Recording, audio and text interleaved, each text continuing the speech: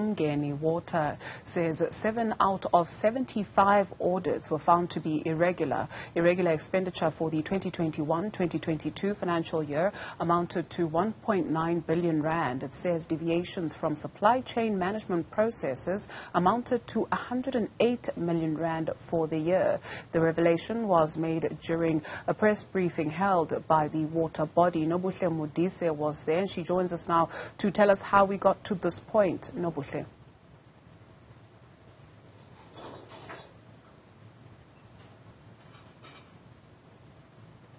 Indeed, Umgeni Water did hold a briefing today just to highlight key strategic areas in terms of governance, the water quality, as well as that big one, which is expenditure, where it has come out that 7 out of the 75 audits were found to be irregular. But let me bring in the chairperson of the board of Umgeni Water, Kapsi Tenjwayo, and Matenjwa, my apologies, and just get her to, summarize to us, firstly, the issue of the irregular expenditure and what those 9 disciplinary cases, where we are in those processes. Thank you so much, and I would like to greet the listeners and also the viewers at home. Now, in irregular expenditure, I just want to highlight that we have done extremely well in terms of reducing the number. Last year, we reported a different figure. Now, we've seen a significant drop in the number of incidences that are there. And those that we have identified, we have gone through a process of sending them to our internal audit, because we need to classify them and want to know when they happened. We find that some of them are in the SDM division. And what we are doing now, we are classifying them into those that are justifiable, which means can be condoned, and those where we feel like there's been wrongdoing, so that then we can follow the right processes. But we're quite happy that we have a significant decrease, but we're not happy that we have some irregular expenditure. So that's what we put in place. Also, we've strengthened our team. We realized that our team needed some capacity in terms of the internal audit. So now we have the new people in place. We've given them a huge task, and they're performing very well. So we're quite pleased that we see the numbers dropping. It's actually a very nice curve. It goes all the way down, and we're quite pleased to inform that the good work is showing. And then, Ms. Matenjwa, let's speak about the water quality, which is a big talking point for residents of eThekwini. Let's speak about the water quality. I understand when you were making your presentation earlier that you said some of the revenue that you had to spend was on chemicals that you needed to get more chemicals because of, some of the tragedies that we've suffered in the past in the province, being the April floods, and therefore, in order to treat the water, more needed to be done. Just speak to us about the water quality. Thank you so much. Yes, it's indeed true. From our report, it can be seen that the treatment of water, the cost has gone a bit higher. It's due to the floods and other incidences. So we've managed to go past that.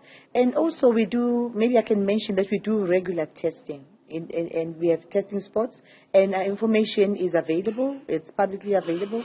And what we've realized is that consistently the water is of good quality. We have a standard. It's called Sense 241, and we are in compliance with the standard. What we did over and above the testing, on the request and the queries that we got, some of it from individual residents, we partnered with eThekwini, where eThekwini was involved, and we partnered with the department where they were involved to do additional testing. And it came out to be also good. And we even went to some of the hotels. Some people had incidents to say, I was in such a hotel, can you please go and check?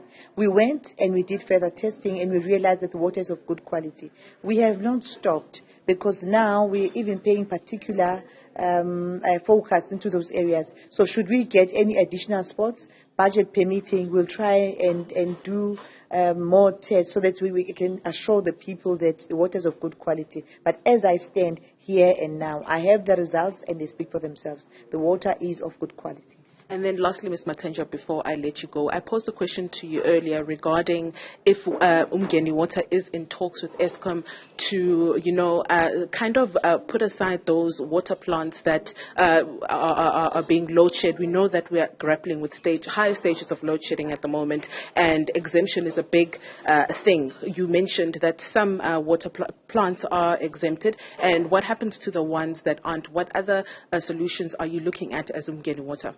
other solutions, well, let me thank Eskom for exempting some of the plants. I think it's a very good thing for us, around 70%. The 30%, we're looking at multiple solutions.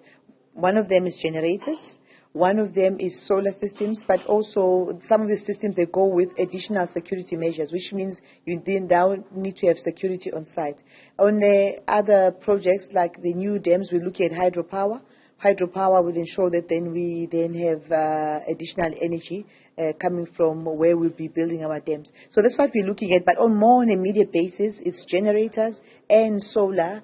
But we have not given up on continuing to discuss with Eskom because we have the 30% that is still remaining. We're quite hopeful that Eskom will come on board, and hopefully we get more and more of our plants exempted from load shedding, so that then we are able to service all or everyone in terms of water, and they don't have to be without electricity and without water. We're quite sad about it, but we're doing all we can to ensure that everybody has water and they're not affected by load shedding, and then also by water at the same time. Thank you very much. Thank you so much. That was Gabsi Matenjwa, who is the chairperson of the Umgeni Water Board. And just summarizing to us what today's briefing entailed, we did speak about issues of governance, as well as the issue of that irregular expenditure. We spoke about water quality, and also what are the solutions, they're looking at as Umgeni Water when it comes to load shedding, because we are in high stages of load shedding, and that kind of affects the bulk water supply system when they have to provide water to residents here. And she's just explained what are the solutions they are looking at as the water board in the province. Back to you, Dudu. Nabuhle Mudise, thank you very much for that update.